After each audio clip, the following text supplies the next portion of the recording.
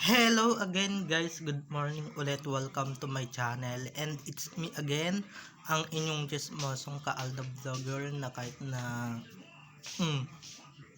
masama yung pakiramdam di ba go pa rin. So eto na, dumako na pag ninyong babaktawan o lalaktawan pa pala ang ating content ngayong araw. I'm sure na hindi ninyo pagsisisihan na pinanood nyo to mula umpisa hanggang hulihan, and syempre wag kayong mag-i-skip ng segment, okay?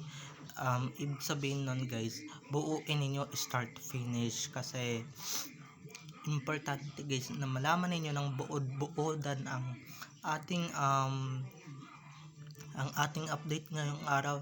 So before anything else, I just want to say shoutout kay Mr. Pinas Showbiz News ngayon. So condolence sa kanyang lola. So ayan, kahapon nga o kagabi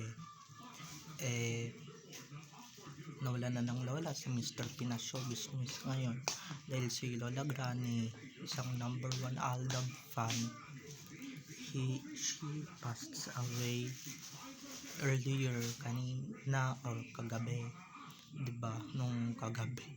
So condolence. So eto na, dumako na tayo sa ating main topic for today's video. Di kami uto-uto. Ito nababasa ko lang talaga ng bonggang-bongga social media.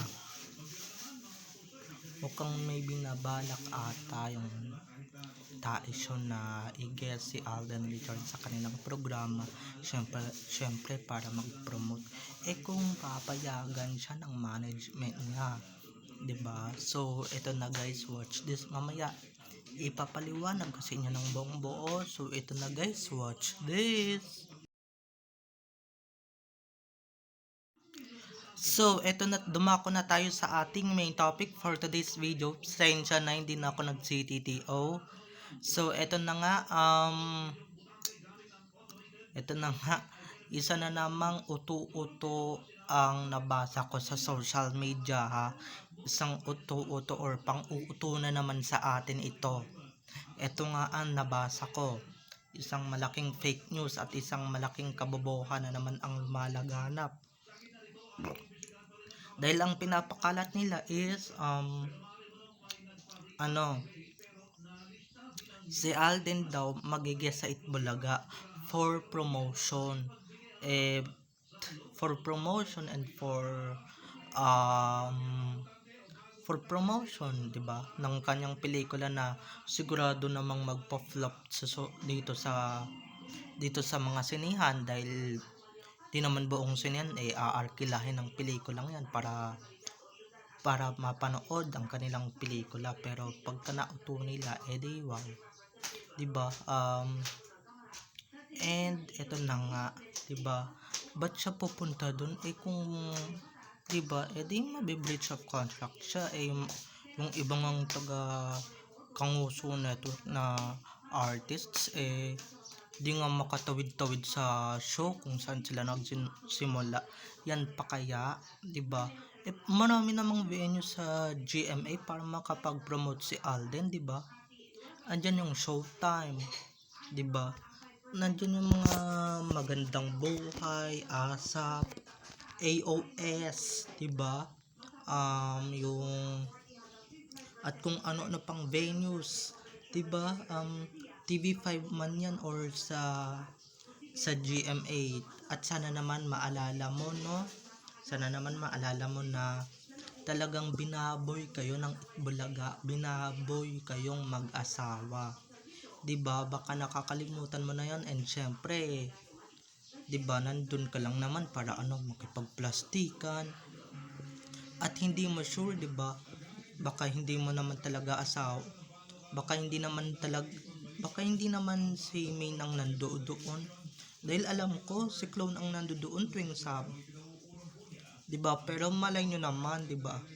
Kasi nga ito na nga, kaya nila naisipan at nabanggit na naman or usap-usapan ngayon dito sa social media na mag-guests nga daw si Alden Richards sa Itbulaga. Syempre, 'di ba? yung ratings nila, yung ratings ng Itbulaga, pababa na ng pababa. Biruin ninyo 2.9 laban sa 7.9 ng Showtime. 'Di ba? Sabihin na nating haligi na sila ng pamilyang Pilipino, haligi na sila ng buong mundo.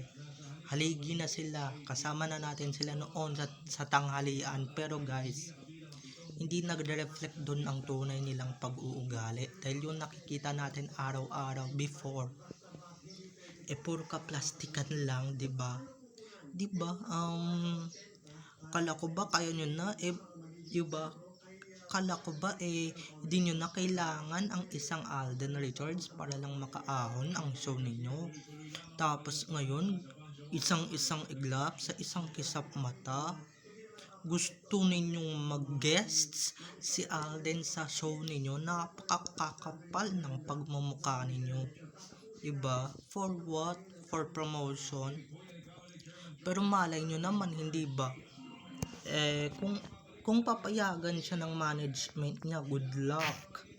Diba? Dahil nga yung iba nilang talents na doon din talaga sa show nag-umpisa, at yung iba doon ay naging main hosts din ng show, is hindi nila pinapayagan kasi nga may mga kontrata ang mga talent nila sa kanila. 'Di ba? Tapos sabihan ng iba pagka hindi nakapag-guests, ano ba yan, walang utang na loob, 'di ba? Walang, hindi lumilingon kung saan nanggaling or kung saan ang pinanggalingan, di siya lumilingon, ganyan na, 'di ba? Ito hindi uto-uto si Alden Richards para makapag-guests.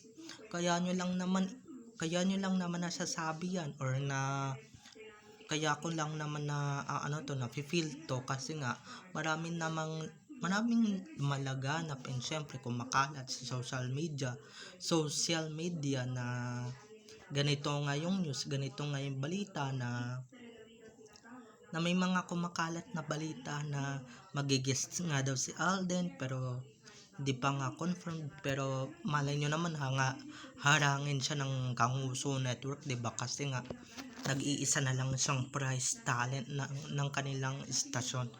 And syempre, haharangin talaga yan kasi nga may kontrata. Gusto nyo bang ma-breach of contracts?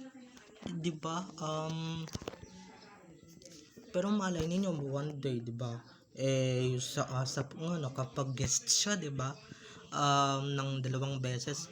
Yun pa kayang Itbulaga, pero sa tingin ko parang hindi niya rin talaga gugustuhin na makapag-guests dyan kasi nga andyan yung taong kinasusuklaman at pinandidirihan niya. Syempre yung VS na plastic at malaki ang gusto kay Main. 'Di ba? Malaki ang pagnanasa kay Main, kaya 'di ba never siyang mag-guests diyan at never na siyang tatapak diyan.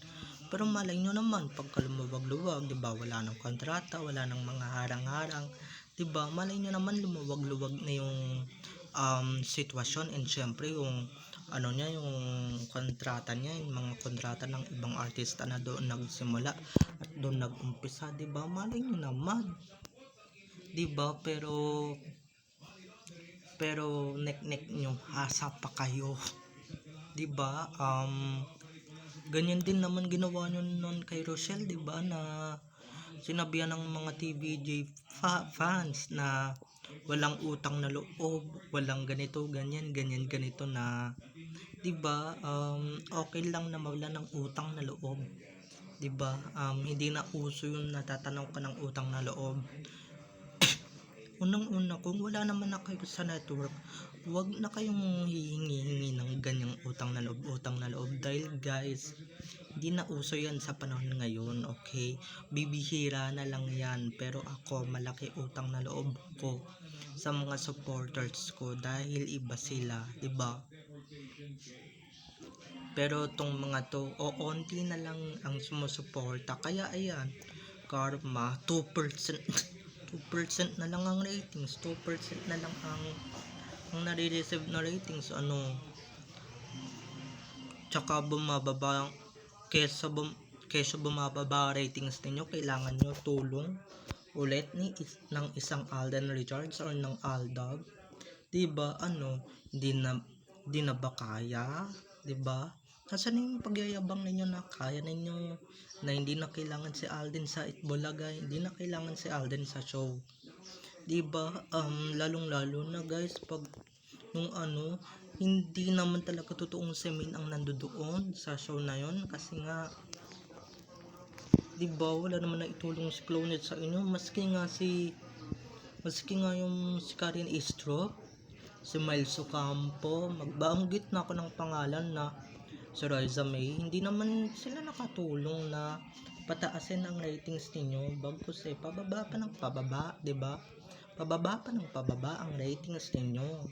Kahit ito pa i-guess ninyo, kung maliit naman na yung reach ng pinaglipatan ninyong network, baliwala din, 'di ba? Walang kwenta din yung paglipat ninyo, and syempre pag-welcome sa inyo.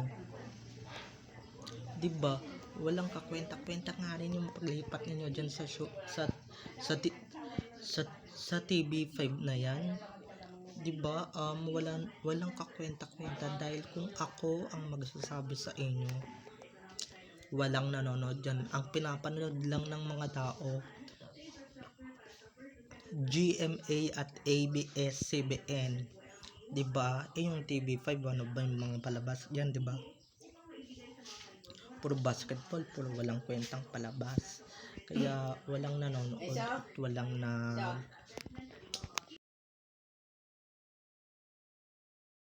at saka maraming, tsaka ito na nga, dire-diretso tayo sa topic, 'di ba? Like what I said earlier, hindi nyo ba kaya? Uugod-ugod na nga kayo, ang yayabang nyo pa. Natatandaan ko pa yung sinabi ninyo sa APT, may nagtanong na fan na kung kailan babalik si Alden, ang sagot ninyo, 'di ba? Hindi na namin kailangan, kaya na namin. Tapos ngayon na 2% na lang ratings ninyo. Magugulat na lang tayo, 1% na lang yan. Kaya nasa 0% na yung ratings niyan sa mga susunod, 'di ba? Kung ako sa inyo, para tumaas ulit ang ratings ninyo, pagsamahin niyo yung dalawa, 'di ba? Pagsamahin niyo yung dalawa. Dahil sila lang naman ang sagot sa naghihingalo ninyong ratings at sa naghihingalo ninyong show, 'di ba? Para sa ganun hindi na bumababa yung ratings ninyo, 'di ba? Dadayuin kayo ng advertisements, endorsers, 'di ba? Tsaka yung mga bago ninyong singing queens ba yun, wala naman na itulong, 'di ba? Wala naman na iambag sa show, 'di ba? May ambag ba sila sa show? May naitulong ba sila sa show? Wala nga, 'di ba? Ako guys, real talk lang to, ha.